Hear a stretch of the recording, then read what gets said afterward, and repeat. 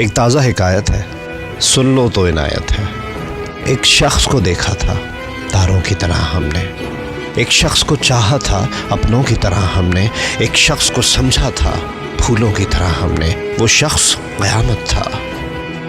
क्या करें उसकी बातें, दिन उसके लिए पैदा और उसकी ही थी रातें। कम मिलना किसी से था, हमसे थी मुलाकातें।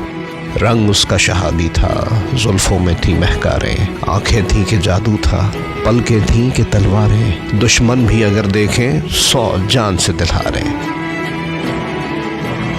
कुछ तुमसे वो मिलता था बातों में, शबाहत में। हाँ, तुम सा ही लगता था शोखी में, शरारत में। लगता भी तुम ही सा था दस्तूर मोहब्बत में। वो शख्स हमें एक दिन अपनों की तरह भूला, तारों की तरह डूबा, फूलों की तरह टूटा। फिर हाथ ना आया वो, हमने तो बहुत ढूंढा।